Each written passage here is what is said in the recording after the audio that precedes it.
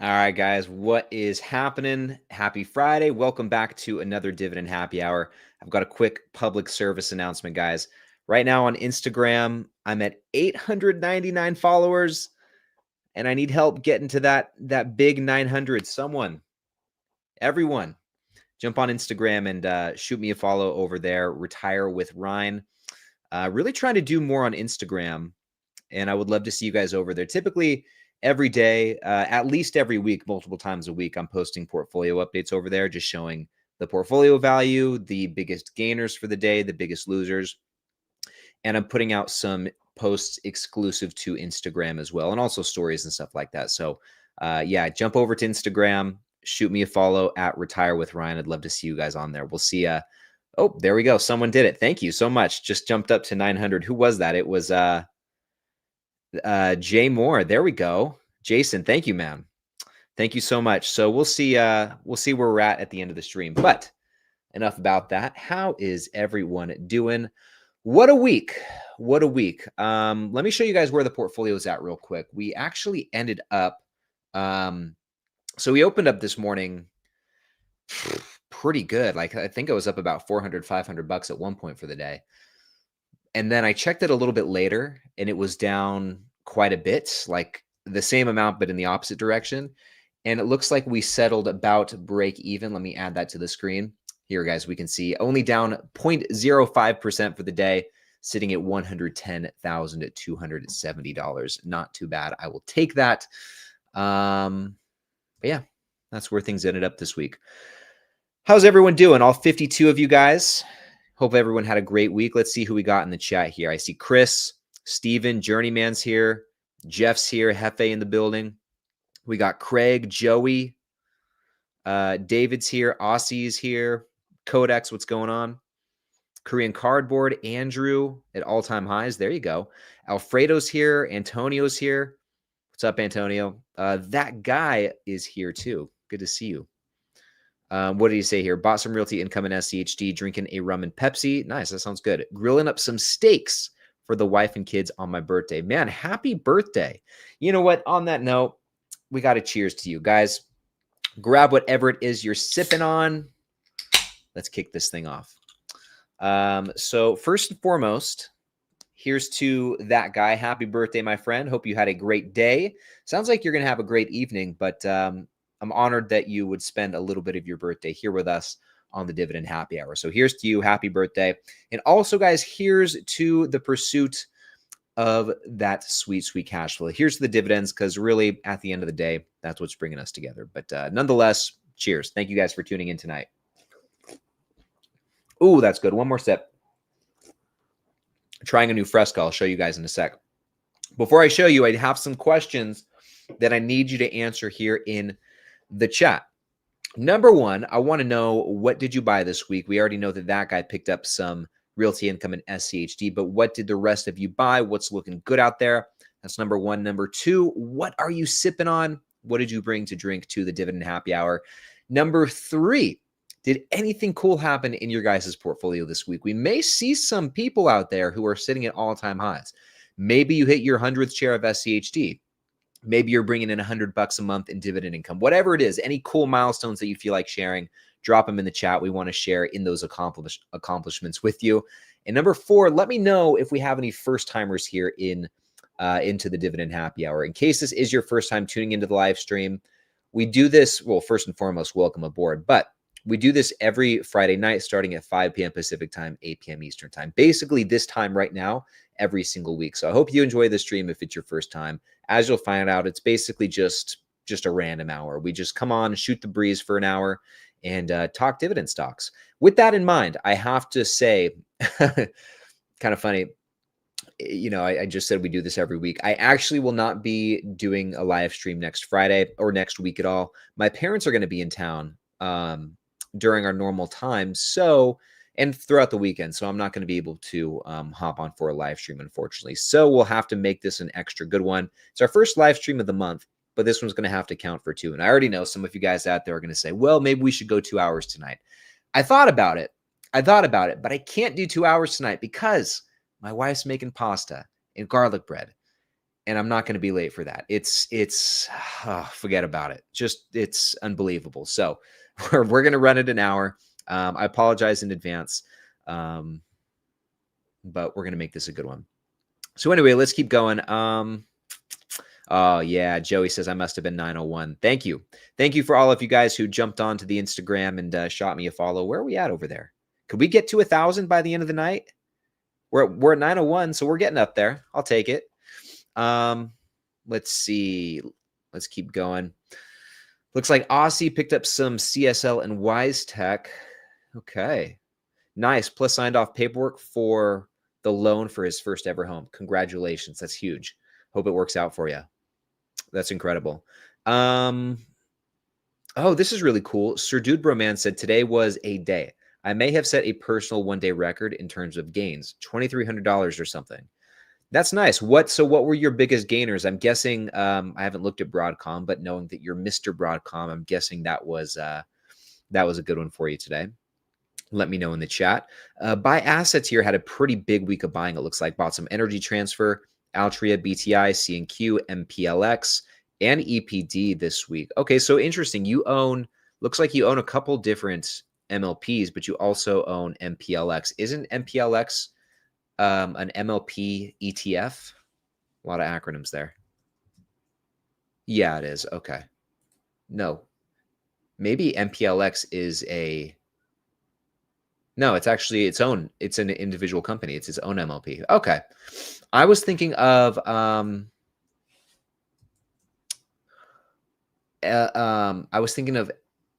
MLPX. Maybe that's what you meant.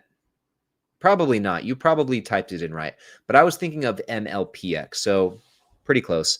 Considering opening positions in Johnson & Johnson, Parker Hannifin, and Coca-Cola, even though I have DGRO. Hope your week was awesome. Loving your community and content. Thank you, my friend. I love this community too. This is the best community on the internet. You know, the dividend investing community, so I'm sure you guys saw, I posted on Instagram. That's why you should follow me over there so you can see this stuff. I posted it on Instagram. I posted it on Blossom, which you should also check out. There's a link to that in the description of the video. And I also posted it here on YouTube in a community post. But earlier this week, I was able to get a Starbucks with none other than PPC Ian. And we talked about exactly this. The dividend investing community really is the best out there. I mean, what we have here is such a small little corner of the internet. I mean, investing in general is a very niche thing, but dividend investing takes that to a whole nother level. There's dividend investing is basically a ghost town compared to everything else. But the people who are in this community are, I think in doing this and in talking about it on the internet and, just being a part of it, that's been the most worthwhile part, is just being able to connect with people who share the same excitement for this really niche hobby of ours that we have. And so with that said, I mean, I know I thank you guys every week in these live streams for tuning in, but I really mean it because it's the thing that I love most about this and appreciate the most. It's cool to have people to talk to about this, which really was one of my big motivators for starting the channel in the first place. I was just so stoked about this thing when I first got into it. And I had no one, I'm sure a lot of us were this way. I had no one to talk about it. My wife, my girlfriend at the time didn't want to hear about it. None of my friends were interested in this stuff. They still aren't. And so I was just going crazy. I didn't have anyone to talk to about this stuff. And so that's what prompted me to start this channel and put myself out there. And yeah, the rest is history, as they say. Moving on, though, shout out BM Lashinsky. Shout out Lashinsky. That's what we're going with. Just finished a 5.5 mile run. Good job. Good job. Good job getting it in. Striper Kid, Tito's and water. There you go. Bernard, what's happening? Good to see you. Excuse me. Jose says, looking forward to dividends for September. You and me both, my friend. This is going to be a record month of dividends, and stoked about it. Let's see. Yeah, Tony picked up some SPY. Let's see. Keep going. Looks like Korean Cardboard picked up EPD. Jay picked up some MetLife. What else we got? ELS from Yaman with some BMY in FLO, Flowers Foods in Bristol Myers. Okay, nice. Mike sipping on an Olipop. Olipops are really good. Robinhood got into the S&P 500 today. Interesting. Portfolio sitting around 315K. Holy cow. That's crazy. Good job. Oh, Logan, drinking water, got my wisdom tooth stolen. Man, I remember getting my wisdom teeth taken out. That was, I remember right after the fact. You're so loopy. So my little brother, when he had his wisdom teeth removed, I actually filmed like the car ride home. And any of you guys who've had your wisdom teeth removed know that when you wake up from them removing your teeth, you're just out of it. Okay, you're still on the meds, and so yeah, you're just on a whole nother level. So I recorded my little brother and made a video out of it. Made a video out of the car ride home, and I haven't watched it in a long time. I should find it and watch it. But oh my gosh, it was the funniest thing in the world. And I remember in my case too, I just, yeah, even after that, the next handful of days were rough. I would just remember being really sore. Can't really eat anything. So that was fun. So anyway, I hope you recover quickly, Logan. That's what I was trying to say. The words are a little bit, they're not coming as quick tonight, guys. I apologize in advance. Might be a little slow tonight for no reason. I don't know why.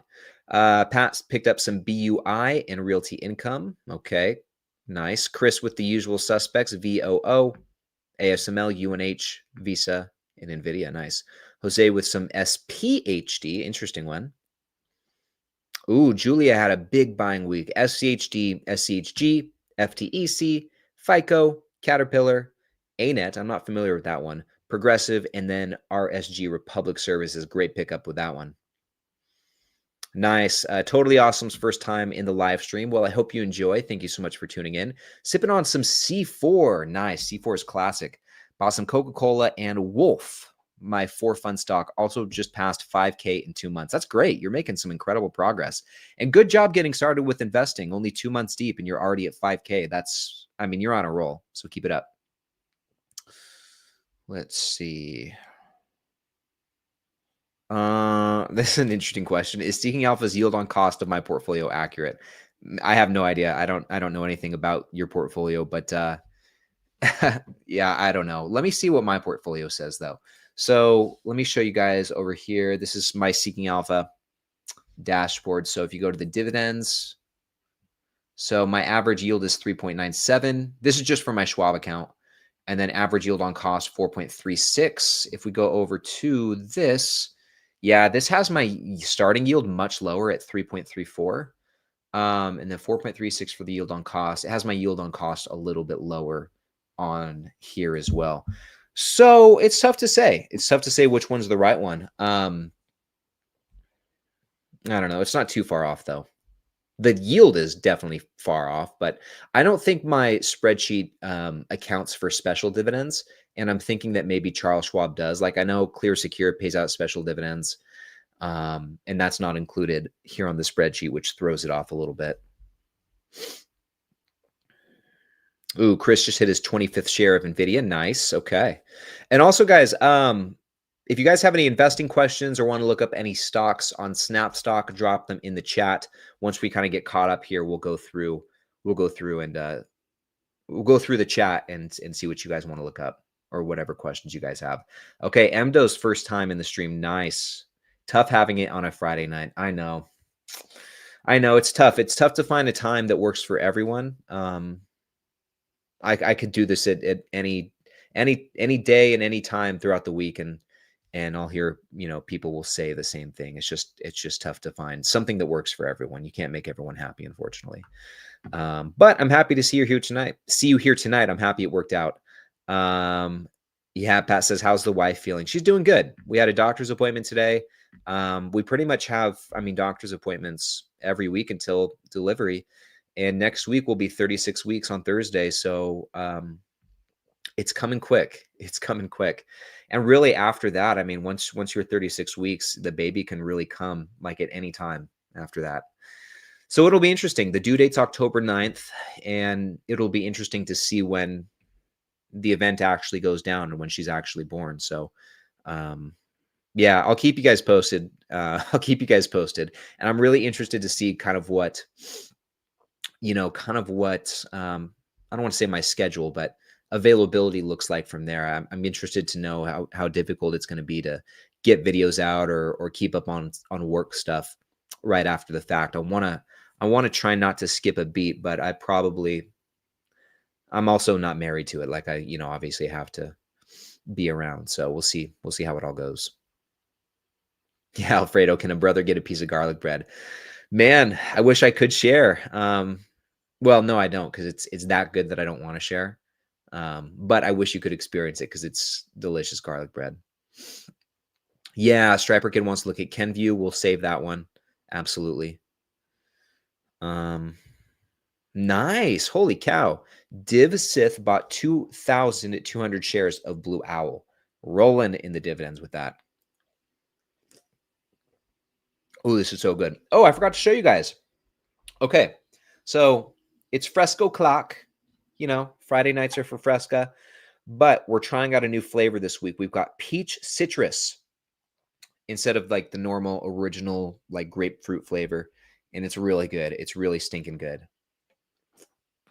Ooh, yeah. Fresca can do no wrong in my eyes.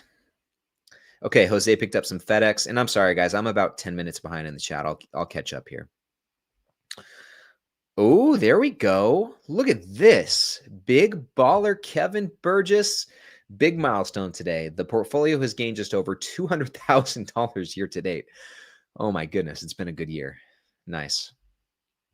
Very nice. CAH, that's Cardinal Health, I believe, right? Yeah, we'll check that one out. Let's see. Harrison's got a good question. This is a tough one. I like Realty Income more than VICI Properties because I live in San Diego, where Realty Income is based. Do you like VICI Properties better than Realty Income because you are in Vegas? Okay, so that's your home team. VICI would be like my home team. No, not necessarily. In fact, it's funny when Ian and I were together too. We talked a lot about VICI Properties. He doesn't own it. He wants to own it, but anyway, we were talking more about it, and yeah, I don't know if I like which if there's one that I like better. I think I like them for different reasons. I like the stability of Realty Income. It's just such a stalwart in the portfolio. And so I really like it for that reason. But obviously I have an affinity for Vici Properties just because of where I live. So yeah, I would say that Vici Properties, because of that, it's definitely a stock that's near and dear to my heart. But and I also really like the management team, and I really like their emphasis on the dividend. If you listen to their earnings calls, I don't know if it was this last one or the one before, maybe even both, but like the CEO just went on probably a 5-minute tangent about the importance of dividend as far as total returns goes. So as a dividend investor, that makes me feel good. But yeah, I'd like both properties or both companies, excuse me. And I can't say that I like one more than the other. I would just leave it at I like them for different reasons. So hopefully that makes sense. Oh, Law is new here. Very nice. Very nice. Good to see you. Oh, this is a good question, Eric. Good question about economic moats. That's a great one. We'll circle back to that one. And yeah, we'll circle back to that one. I was going to put it on the screen, but we'll come back to it. Yeah, pasta on the brain for sure.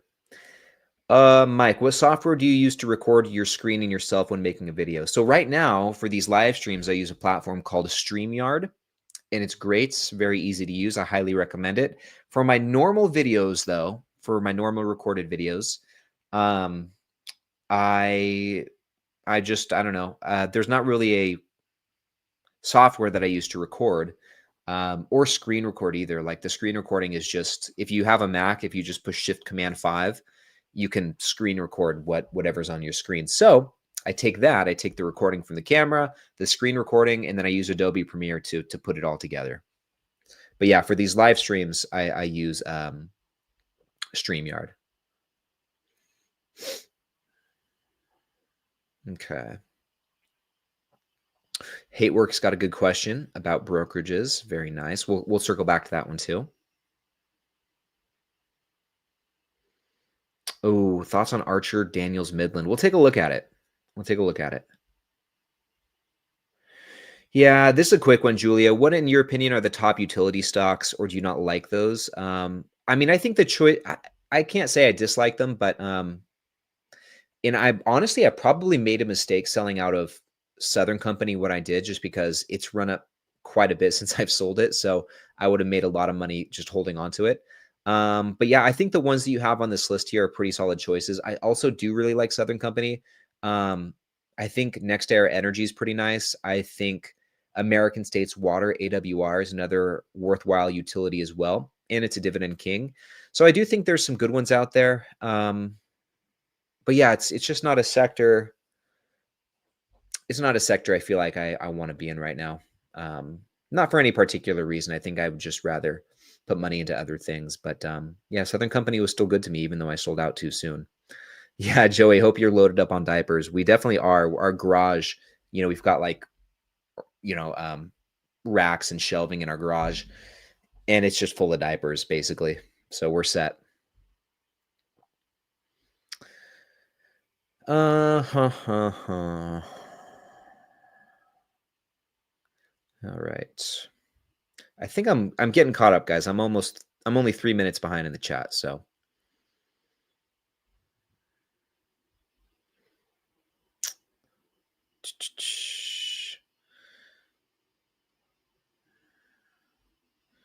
okay. Um, this is true. This is true about dividend investing. It piqued your an often overlooked benefit is that the motivation that comes with seeing money appear. Definitely, yeah. Those small victories, those paychecks can definitely um, keep you motivated. Thoughts on Owens Corning? We'll check that one out. Are there any emerging markets that pique your interest? Not necessarily. Not really. Um, thoughts on OMHA? That's one of the OMAH, I think is actually the ticker symbol. Yeah. I'm not seeing OMHA. I think you're referring to OMAH, which is, we're not going to turn this into a can of worms, guys, but it's this right here. It's basically just a covered call ETF that writes call options on Berkshire, I believe. So yeah, I'm not a fan of any of these types of companies. And it also writes calls on or trades options on some of Berkshire's top holdings. So yeah, I'm just generally not a fan of covered call ETFs. I've talked ad nauseum about why that is. I'm a broken record with that. But yeah, I think most of these funds are not most of these funds. Pretty much all funds like this are, number one, they're untested. I mean, this one's only been around since March. But number two, from a long-term perspective, I just don't think the juice will be worth the squeeze. Like if you had to compare buying OMAH or buying Berkshire Hathaway, to me, it's a no-brainer. I think you're probably better off just buying Berkshire itself. So, and if you want the income from it, just get 100 shares and write covered calls on it. And I know that's easier said than done, but I mean, it's a long-term game. You can work up to 100 shares over time for sure. For sure. Horatio with the $5 super chat. Thank you, my friend. No comment. Just a $5, huh? Thank you. Thank you. Thank you. Yeah, I mean, as far as covered call ETFs go, Rich, to your point here, they're not, some are better than others. Like I think that ones like Devo or JEPI or JEPQ are a bit more tame than the yield max stuff and the like. But still, like kind of the more time that I spend doing this, the more I'd rather just stay away from stuff like that. And derivatives in general, to me, it's just much more straightforward. Oh, he did have a question. To me, it's just much more straightforward to buy companies that are I don't see Horatio's question here. To me, it's just much more straightforward to buy companies that are generating cash flows and profits and are um, distributing income to shareholders through that, if that makes sense. Oh, okay, I see it right here. So I got a question. If it is worth to have JEPI, JEPQ, and SCHD in a Roth IRA account. Well, it's hard to yeah, yeah, Lance. It's true. It's fatiguing after a while. But for some people, this is their first time coming to the channel or coming to the live stream, so they haven't seen the previous stuff, which is okay. That's awesome. I'm happy to keep revisiting it if it needs revisiting. But yeah, kind of the same thing here, Horatio. So, I think, okay, how do I say this? I want to try and give like an unbiased response. Take my covered call ETF bias out of it for a second. I think it can be worth it. Let's say that hypothetically you're in a situation where you are in retirement or close to retirement and needing income. I think it can make sense to have some exposure to covered call ETFs. I see the problem, I think, is I see people these days making it the entirety of their portfolio. And I don't really agree with that. But I think some of these tame covered call ETFs, like these two listed here, yeah, I think that they can have their place. I still wouldn't make them a large portion of your portfolio, but it's something to boost your monthly income. I do think that there's worse things you could put your money into. And I think when you pair these with SCHD, I do think that gives you, just as far as dividend stats go, I do think that gives you a balance between current income and also income that will continue to grow over time.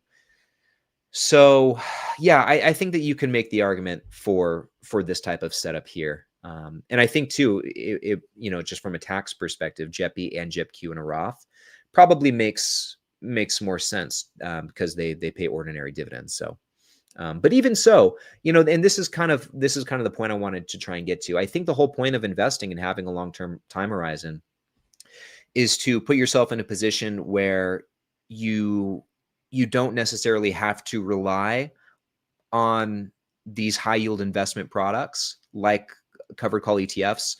I think ideally you can kind of cruise into retirement without having to rely on those to meet your monthly expenses. With that said, there are some people who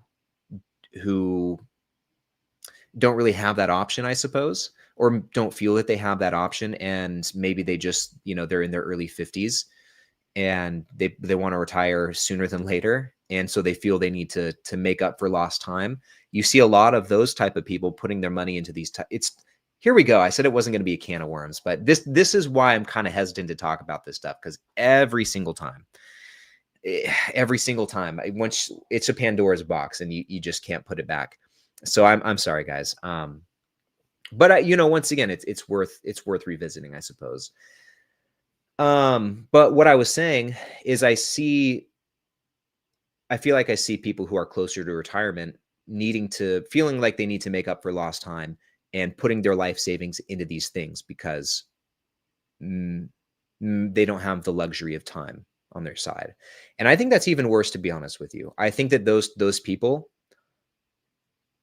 who are putting their life savings into it and actually need it because they are closer to retirement. I think that's the opposite of who should be putting their money in MSTY or ULTY or YMAX or insert fund here.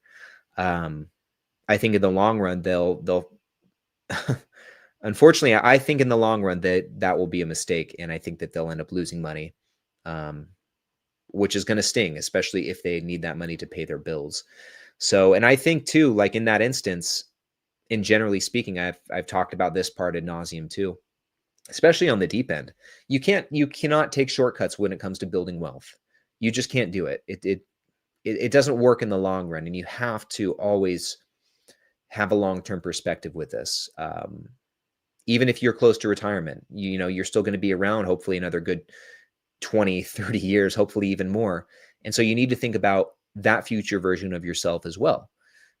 And I think if it comes down to, putting money into these high yield funds, if you had to choose between putting money into these high yield funds or like working an extra few years to save up more to retire the quote unquote right way or a more sustainable way, even as someone who understands like the want for financial freedom as soon as possible, I think in the long run, you're better off staying in your job a little bit longer, saving more, being disciplined, working on reducing your expenses, hopefully putting yourself in a position where you can better afford your retirement lifestyle without having to rely on these funds that I think ultimately will burn you in the end. Sorry for the tangent. I think that's the end. I think that's the end of it. So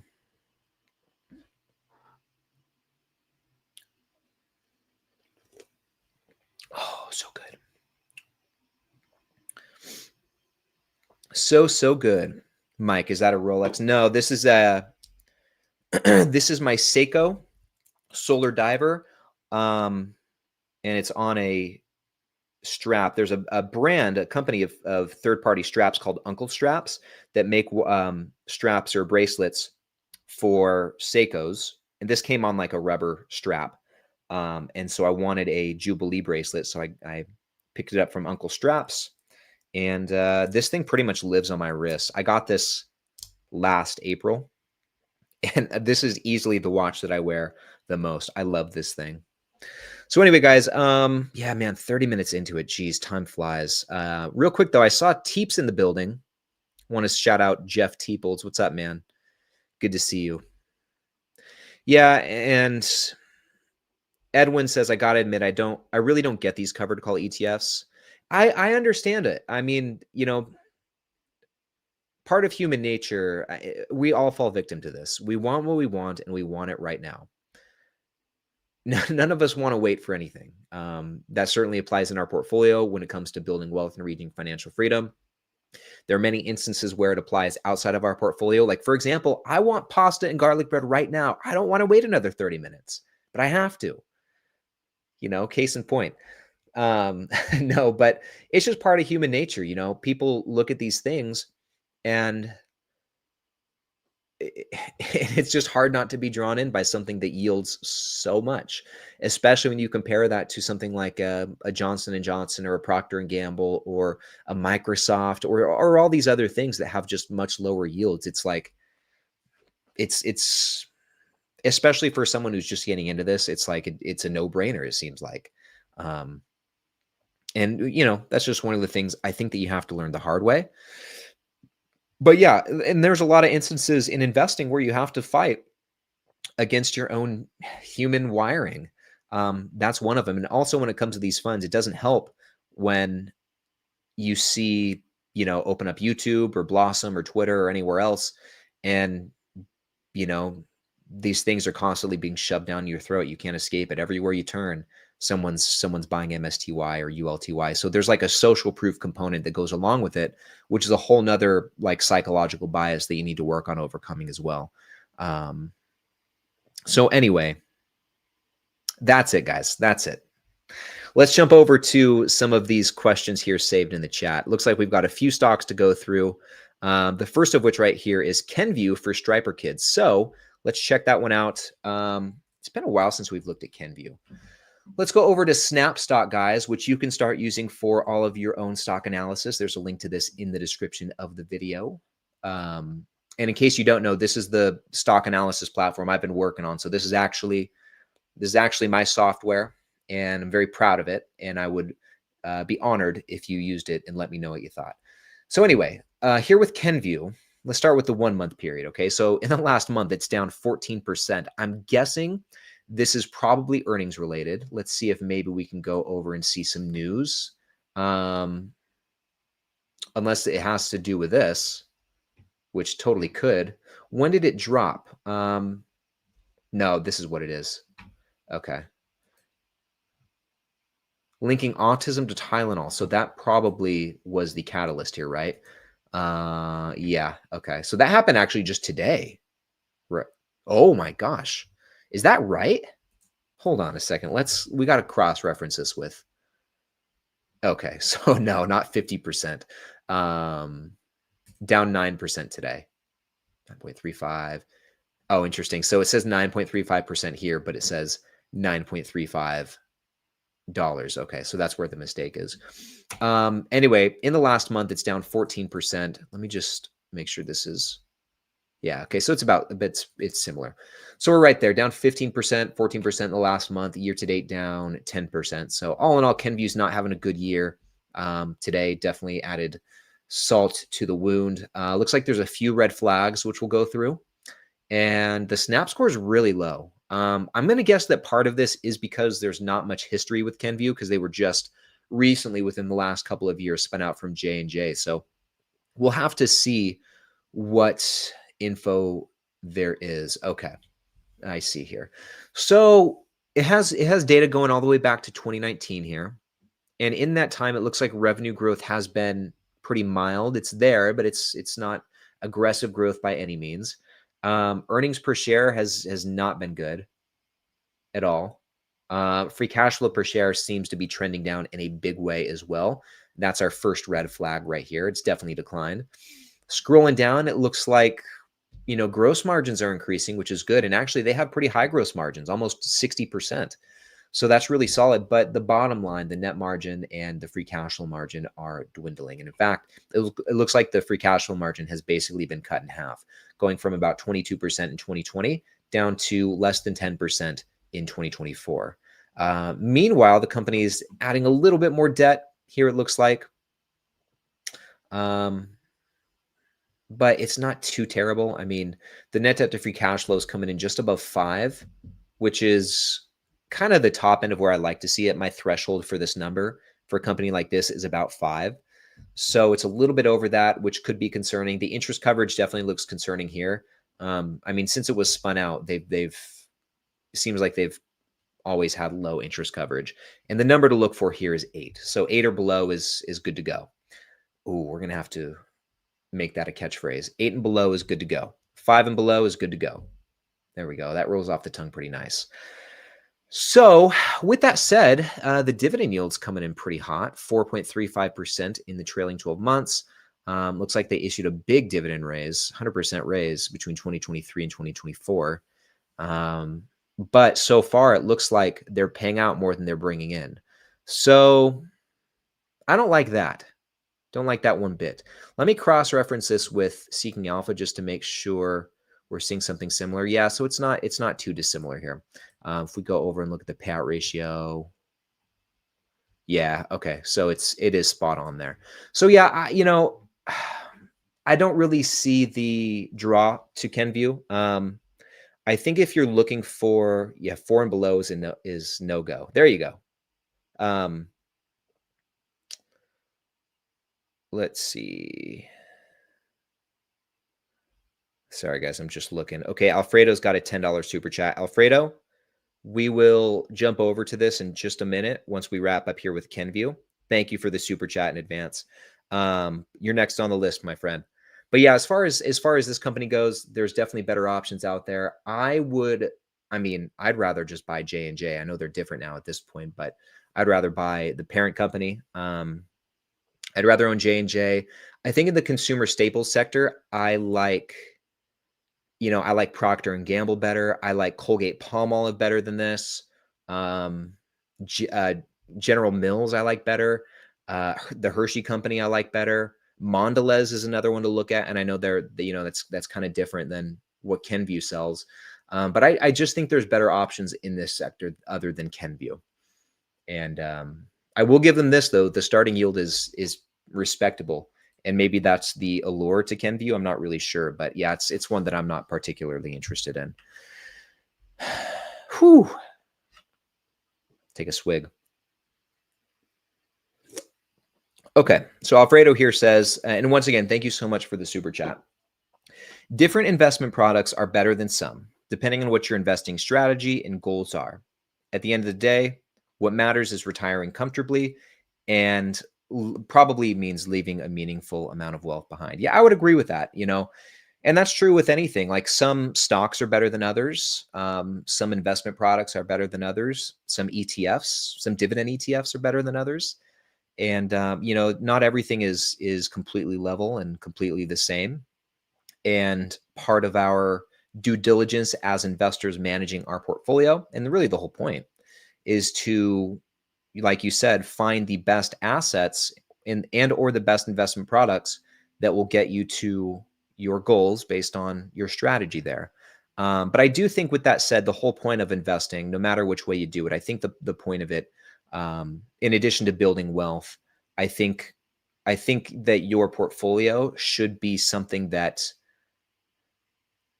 brings you stability and comfort versus something that brings you stress and makes you lose hours of sleep.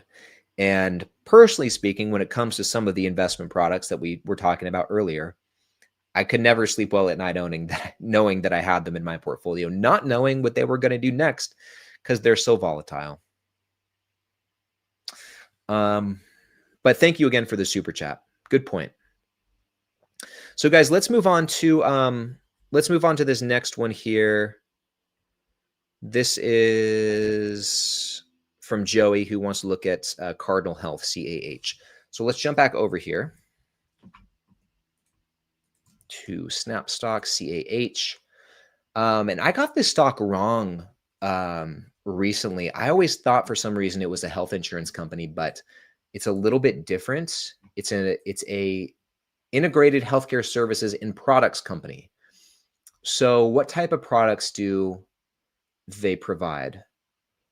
Okay, so they distribute pharmaceuticals, branded and generic. They also provide services to pharmaceutical manufacturers and healthcare providers. Oh, interesting. They operate nuclear pharmacies and radiopharmaceutical manufacturing facilities. So they do kind of a lot. Okay, and then they have their own brand of medical, surgical, and lab products and devices. Okay. Okay, so yeah, this company really does a lot. Definitely not a health insurance company, though. So in the last month, it's down a little bit. Okay, down 3%. Looks like they had a little dip right here, maybe some earnings or something. Year to date, they're doing really well, up 27.6%. So good for them. Very solid year for Cardinal Health. And over the last year, they're up almost 35%. So pretty strong performance. It does look like they've seen a bit of a pullback from their recent peak. And even with this gain, even though it's up 35% in the last year, the free cash flow yield is still pretty high at 5.25%. The PE ratio is not too bad either. 23. This is a little bit above the 5-year average, and the free cash flow yield is quite a bit lower than their 5-year average. So relatively speaking, it doesn't look to be at a discount, at least compared to its historical value. A lot of red flags, 8 different red flags. The snap score is not the best either. Growth looks good. Debt looks good. Capital efficiency looks okay, but we'll see what's going on in the profitability in the dividend section as well. We'll see what happens. It looks like right here it has a negative dividend growth rate, but we'll check it out. Could be wrong. Okay, so revenue growth looks pretty solid. So does free cash flow growth. Earnings per share has been pretty spotty. But I am more concerned with these, especially this as a dividend investor. So I think this looks pretty good. I'd want to look a bit more into maybe what's going on with the earnings per share. But the revenue growth is solid. The free cash flow growth is solid as well. Gross margins are declining in a big way. I mean, they're not very high to begin with, but still they've almost been cut in half over the last 10 years. So not a very high margin company.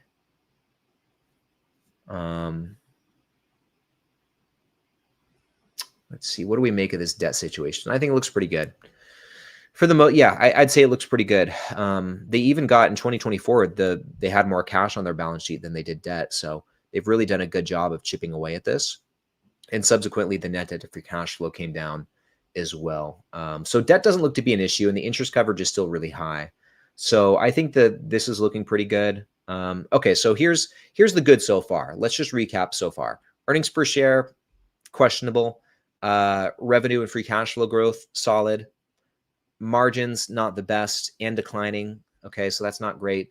Debt's looking great. So here's what I like so far. Revenue growth. I like the free cash flow growth. I like the debt situation. And let's see what's happening here with the dividend. So it has a dividend reduction in 2024. I want to just cross-reference this with Seeking Alpha real quick to see if maybe we're just tripping, or if they did cut the dividend. Doesn't look like it. So just a blip on our end here. So no red flags here for the dividend then. Not the highest starting yield. Doesn't look like the dividend growth's really been tremendous either. Like, I mean, between these years, that's only 1% growth. Yeah, so it's growing. They're growing the dividend by like 1 or 2%. What does it have for the 5-year CAGR here? So yeah, 1%. And so I don't think that looks too good. 1% dividend growth, or 1% yield with 1% growth.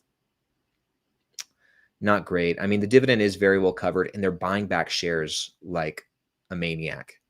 Look at that. Done a really good job. So on average, every year over the last 5 years, they're buying back about 4.4% of their outstanding shares. So that looks good. Returns on invested capital, I think, look pretty decent. I mean, it is spotty. There's some years where it's low, like this one right here. But there's also some years where it's pretty solid, like in the trailing 12 months. That looks good. 2022 was a good year.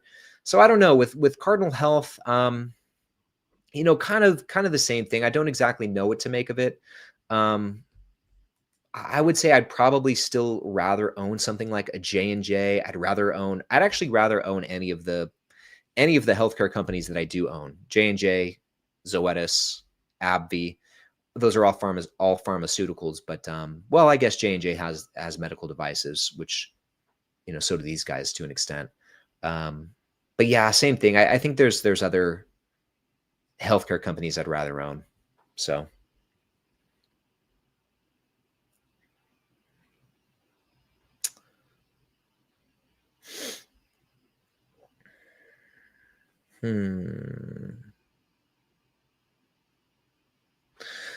Xander, how's it going? Ryan tagged you in my boss. Awesome. Thank you so much. Yeah, I will add you. I'll check out your post on Blossom, and I might have already. Let me do this. I might have already responded to it. Let me look.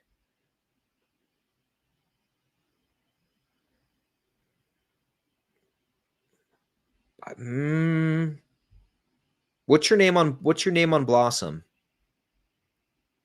Because I'm not seeing I'm not seeing anything from you.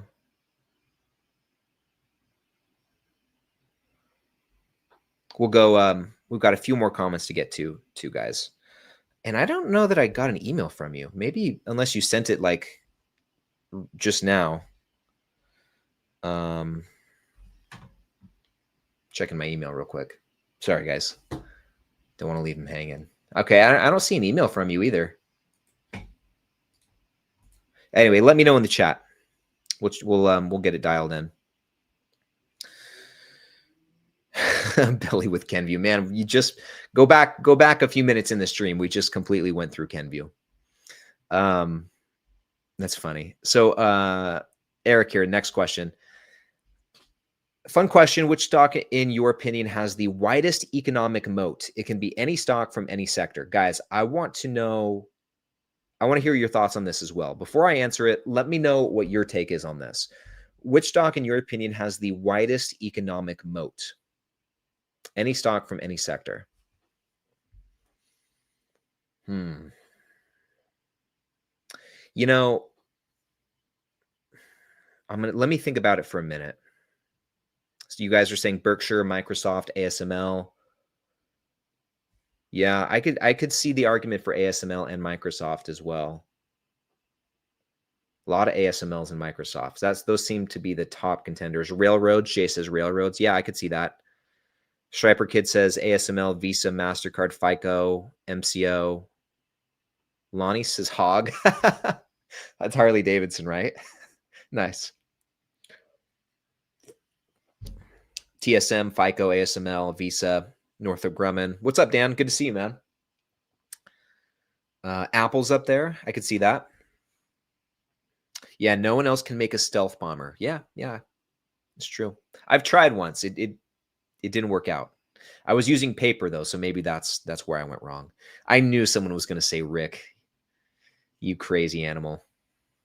Fast Eddie, you're a crazy animal. You're crazier than a road lizard. Eric says LMT, Lockheed Martin, and Raytheon. Okay, yeah. Yeah, Visa or Microsoft. So it seems like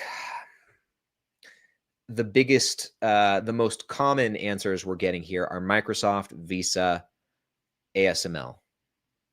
And I can see the NVIDIA. Yeah, yeah. And I can see the argument for all of these. Waste management. Oh, I definitely see. Yeah, I definitely see the argument for waste management. So I'm actually surprised no one said this one. I'm gonna throw. Oh, Logan took the words right out of my mouth. I think you could make the case for Meta for a couple different reasons. Number one, Meta benefits from extremely wide and vast network effects. And I think network effects are probably one of the most powerful competitive advantages. Visa and MasterCard benefit from that in a big way as well. And so they're right up there with that. But I also think Meta has another competitive advantage. They have an incredibly sticky and addictive product, not unlike your Altrias or British American Tobaccos or Philip Morris's. And I'm actually surprised no one said that. But I think Meta's got those two going for it. It's got the extremely strong network effects, number one. It's got the addictive nature of the product itself. That's number two. But they also have some diversification because they're diversified across different platforms: Facebook, Instagram, WhatsApp, and they all speak to each other. So there's you kind of get that ecosystem effect as well. Yeah, I think you could make the argument for Google as well. So yeah, Amazon as well. Totally. And Amazon's got huge network effects too. And Amazon benefits from something that's called, what's it called? Scale efficiencies shared, which basically means as they scale and do a higher volume of sales and move a higher volume of products, the cost per unit goes down, which they then pass on to the consumer in the form of lower prices, which then brings in more customers, which adds to the network effect, which then flywheels over back into the scale economy shared or scale efficiency shared. I don't remember what it is, but Nick Sleep coined the phrase. I think it's scale efficient. I think I'm a little bit wrong. It's scale economy shared. Yeah. Okay. I was close. Scale efficiency, scale economies, scale economies shared.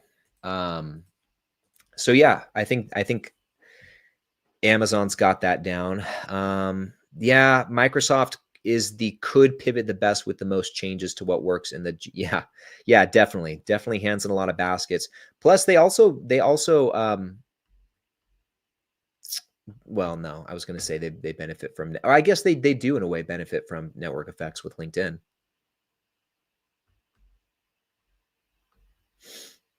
Yeah, so tons of great options out there. ASML is definitely a contender too. Just because they like Northrop Grumman and a lot of the defense contractors make things that no one else can make. Those big pieces of lithography equipment. Yeah. ASML has one of the highest snap scores on Snapstock too. I'm going to be making a video about that next week, by the way.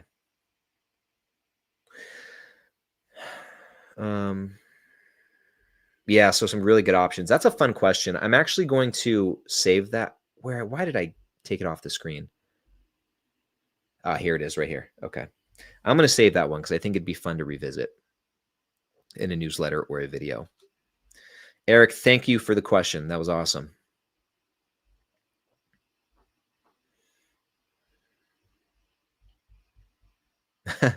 Lonnie, snap score, like the Snapchat score? No, so I forgot about the Snapchat score.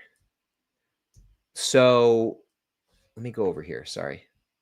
So the snap score is this right here. And basically this is an overarching score that we developed to gauge the quality of a stock based on the various categories that we track here in Snapstock: growth, profitability, debt, dividends and buybacks, and capital efficiency. So for example, like with growth, if a company is growing their revenue faster or growing their earnings or free cash flow faster, it's going to have a higher growth score.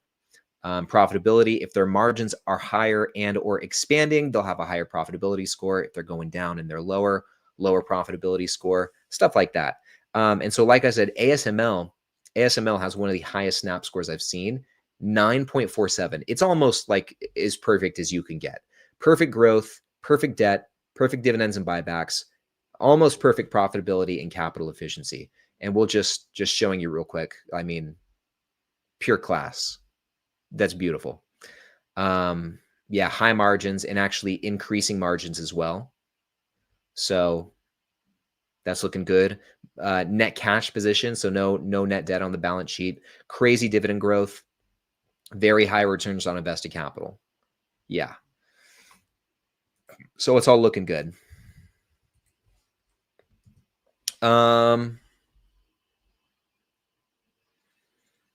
Oh, Anthony's here. Good to see you, my friend. So sorry I've been MIA and missing your lives. Canada has been a complete mess and my coffee business has been growing. Well, I'm happy to hear that. I'm happy to hear that that business has been going good for you. Keep it up, and I'm happy to see you. Yeah, Chris, have you thought about starting a position in ASML?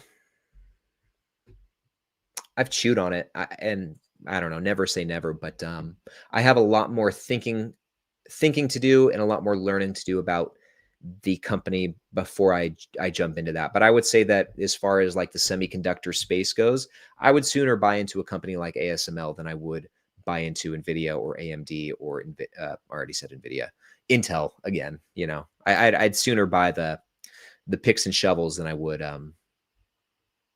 you know, the other stuff, so to speak. Anyway, moving on to the next one, guys. We'll go through these somewhat quick. Osvaldo, I just saw your super chat come in too. Thank you so much. We'll jump over to that next.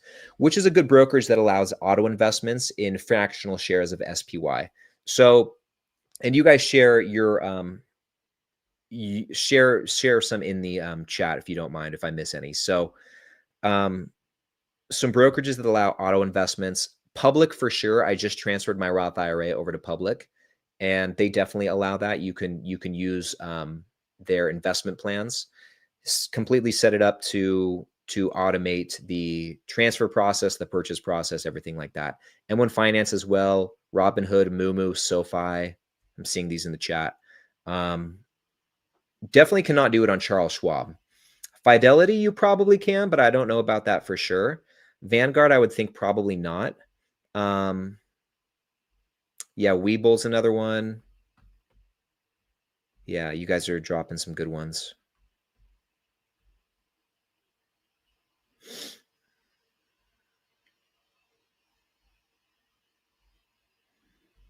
Okay, Alfredo says you can on Fidelity. That's good. Thank you. So yeah, you definitely have some options. Yeah. M1 definitely makes it super easy. I gotta tell you, like I've really enjoyed using Public so far. But as far as automation goes, I mean, you know, you can kind of do that in a lot of different places. But I've been happy with them. I will say that. So yeah, overall, you've got some options there, and hopefully that helps. I would, as far as picking a brokerage goes, I would just, you know, put your feelers out there, look around at all the different ones, and see which one like has the best interface. Seems like it's going to be the best fit for you, and also like look at the customer service options too. I think that's pretty important. That's one thing that I do really like about Schwab is their customer service is top notch. Anytime I've needed to call them, I can actually get someone on the phone in like just a few minutes. So yeah, I really like that. Anyway, jumping over to Osvaldo's super chat. Thank you again so much. I really appreciate that. How often do you research over your stocks? I would say that it's a continuous process. At least the companies that I own in my portfolio. I would say constantly keeping tabs on them. I check, you know, I check Seeking Alpha for news and updates every single day. I listen to, and typically there's nothing. I mean, if there is, most of it's not important, but I still stay in the loop on a daily basis. I listen to the quarterly earnings calls, take notes on all that stuff. And yeah, so I would say that it's just a continuous process. And interestingly, one thing that I found when it comes to adding new companies, I've historically been kind of slow to do so. Rollins is a great example. I missed out on that one just because I felt like I needed to spend more time with it before I bought it, which I think is a respectable point of view. But at the same time, one thing that I've learned is that you tend to learn more about the companies you own after you already own them. And it's good to do research up front for sure. Like, don't just go into things blindly. But from what I've experienced, most of the familiarity with the companies you own will come after owning them for a certain period of time. And you're more likely to watch them and pay attention to them if you actually own them. If you have that ownership bias and that endowment effect, it definitely plays a role in you keeping tabs on the stocks that you own. So it's an ongoing thing. Thank you again for the $2 chat, super chat. Yes. So how does the public Roth match work, Ryan? So they match 1% of your contribution. So, so every week in my case, I contribute $130 to my Roth IRA.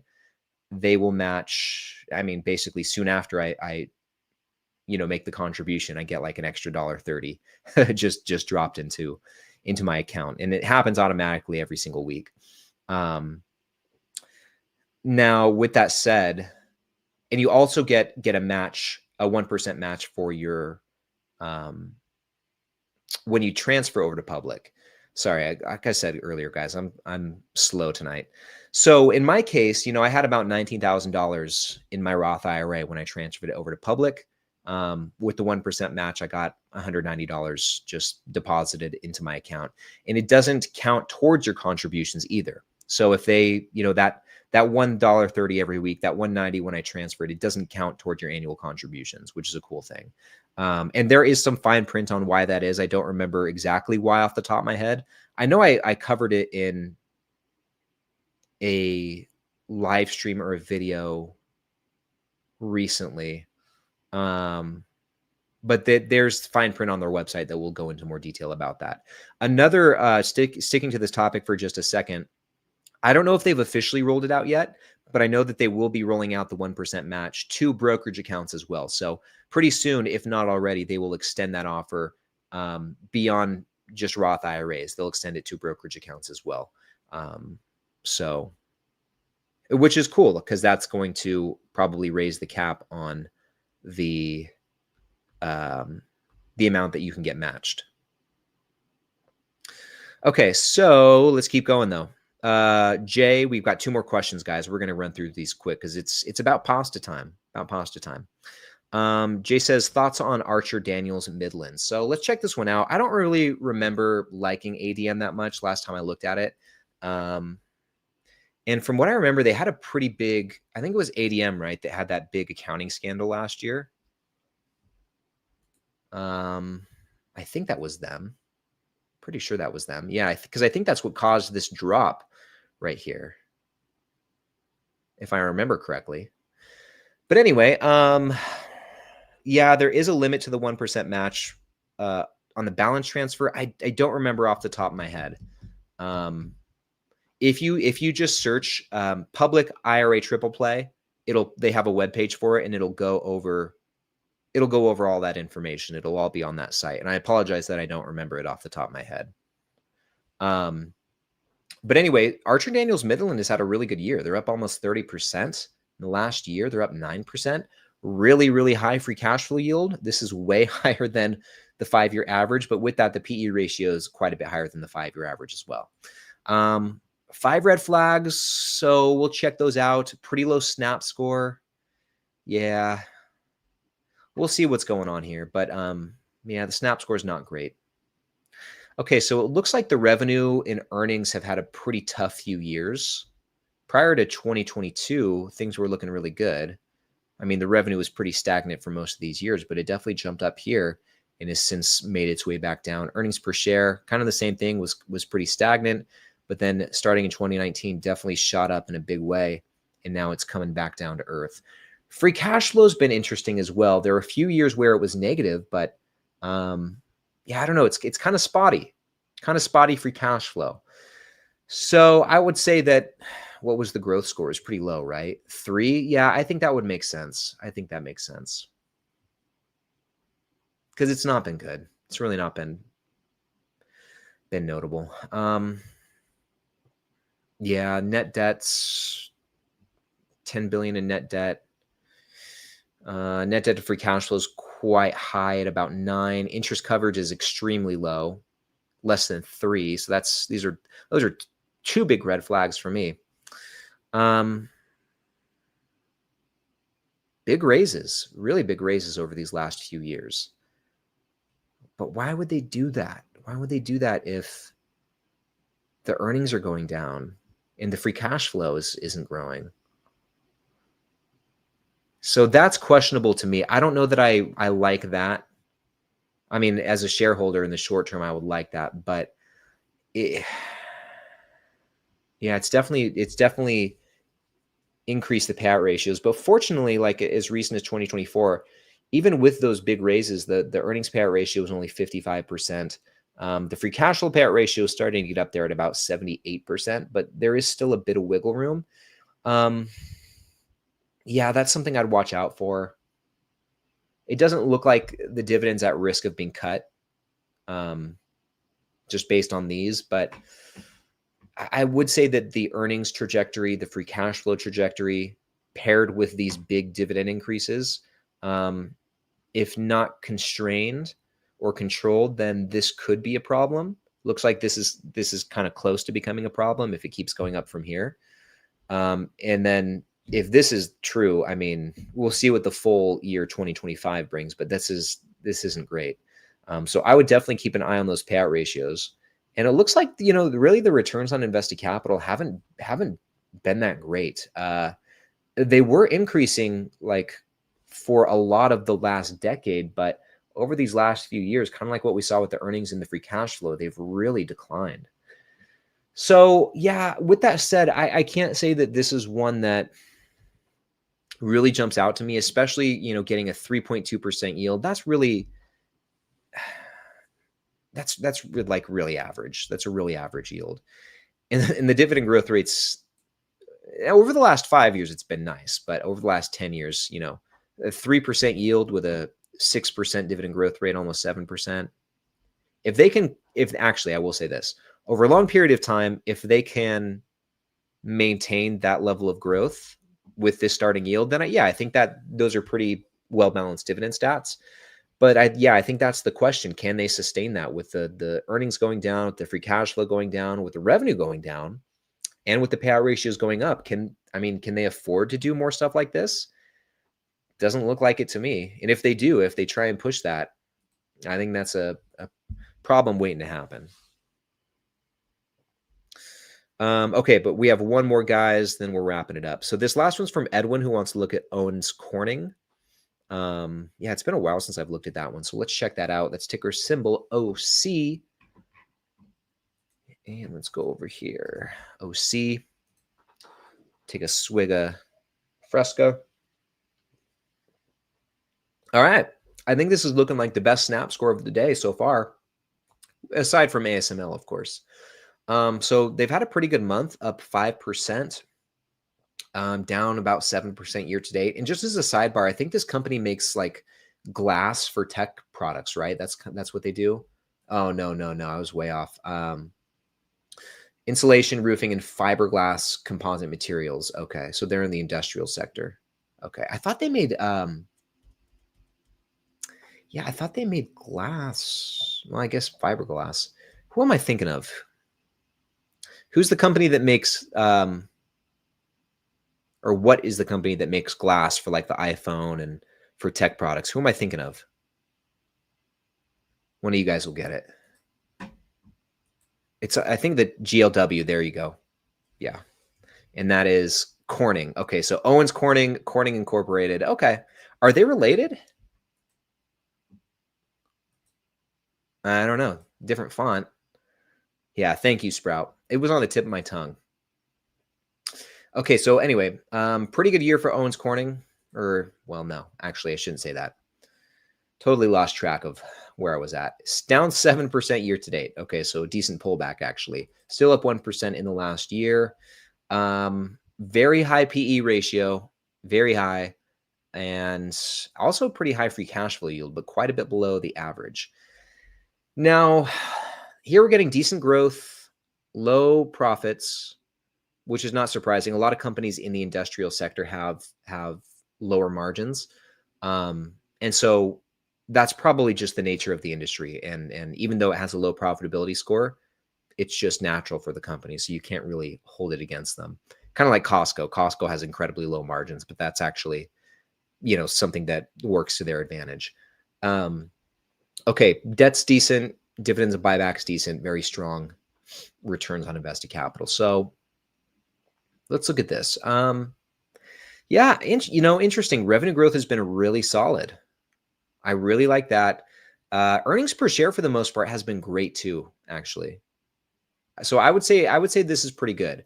I like this trend. It has seen a pullback last year, but overall the trend is up and to the right. Same is definitely true here with the free cash flow. So things are looking good in the growth department, I think. Looks like gross margins are improving. Free cash flow margins are,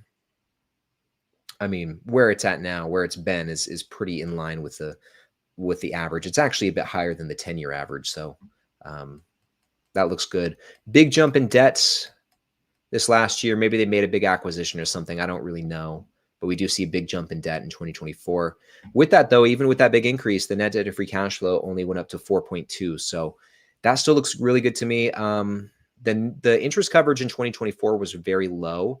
And it looks like for most of the last decade, it has been below 8, that 8 number that I like.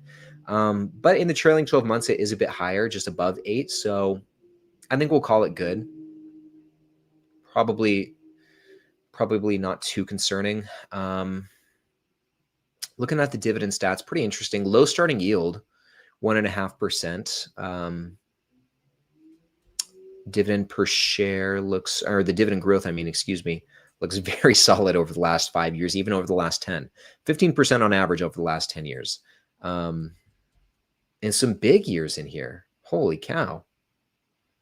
Man, some of these companies really just grow that thing. What's it been? Like a bad year for these guys is 4%, 4.4%. So yeah, we'll see what they can maintain going forward. But it looks like the free cash flow is growing aggressively enough that they should be able to maintain at least pretty decent dividend growth, I would think. And the payout ratios are pretty low. 2024 it was 32%. It's jumped up a lot in the trailing 12 months. So we'll see where it shakes out by the end of the year. Even with the free cash flow payout ratio, this jumped up quite a bit as well in the trailing 12 months, but it's still only 31%. So plenty of coverage. They are buying back shares actually quite aggressively, especially over these last 5 years. What's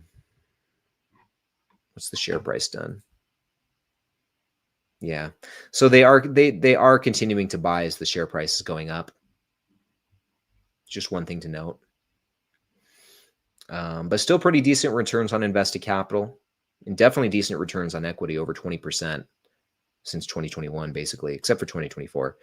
But yeah, I think these are pretty solid numbers. I actually like this. I think this is good. This looks pretty solid to me. This could be like a macro thing too. Maybe why the earnings are down, or well, not necessarily. You'd think their sales would be down too. So there's some higher costs somewhere throughout the income statement. But yeah, I think this is looking good. I don't really have any qualms about this. Maybe the interest coverage. Maybe I'd like to see the interest coverage higher. It would take a few minutes to look and see why the big jump in debt, but I'm thinking maybe an acquisition somewhere. And let me know if I'm off on that. Maybe you guys know.